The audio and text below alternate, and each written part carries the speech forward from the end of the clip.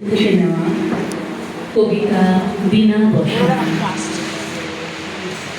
কবিগুরু সবসময় চেয়েছেন প্রকৃতির মধ্যে তার জীবনে যখন পরিসমাপ্তি ঘটবে প্রকৃতির মধ্যে তাকে যেন স্মরণ করা হয়। সেই পাখির কলরবে, সেই গাছের তলায়, সেই চাঁদের জ্যোৎস্নার নিচে, সেই জুঁই ফুলের মালা দিয়ে উনি প্রকৃতিটাকে প্রচণ্ড ভালোবেসে ফেলেছিলেন। সেই জন্যই তো শান্তিনিকেতন করেছিলেন, শেষ জীবনে এখানে কাটাবেন বলে। যাই হোক, অসুস্থ হওয়ার পর ওনাকে তো কলকাতায় নিয়ে যাওয়া হয়েছিল। তারপরে তো আপনারা জানেন বিভিন্ন ট্রিটমেন্টের পর উনি এই দিনে আমাদেরকে ছেড়ে চলে গেছেন। পরিশেষ কাব্যগ্রন্থ থেকে নেওয়া ওনার এই কবিতা। বাঁশি যখন থামবে ঘরে, নিভবে দ্বীপের শিখা, এই জন্মে লীলার পরে পড়বে যৌবনিকা। সেদিন যেন কবির তরে ভিড় না জমে সভার ঘরে, হয় না যেন উচ্চ স্বরে শোকের সমারোহ।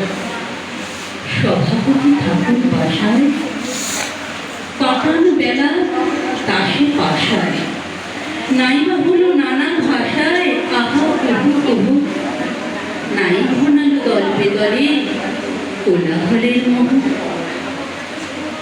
আমি জানি মনে মনে সেই সৃষ্টি জবা আনবে ডেকে ক্ষণে ক্ষণে কবির স্মৃতিসভা। বর্ষা শরৎ বসন্তেরই প্রাঙ্গণেতে আমায় ফেরি, যেথায় বিনা যেথায় ফেরি বেজেছে উৎসবে, সেথায় আমার আসন পরে স্নিগ্ধ শ্যামল সমাদরে।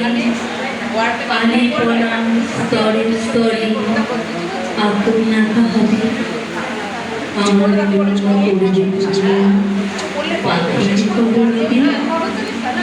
জানি আমি এই বারতা রইবে অরণ্যেতে, ওদের সুরে কবির কথা দিয়েছিলেন।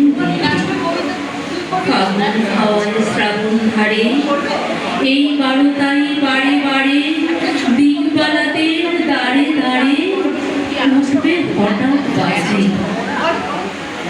কভু করুণ সন্ধ্যা মেঘে, কভু করুণ আলোর লেগে এই বারতা উঠবে জেগে রঙিন বেশে সাজি। স্মরণ সভার আসন আমার সোনান দেবে মাঝি।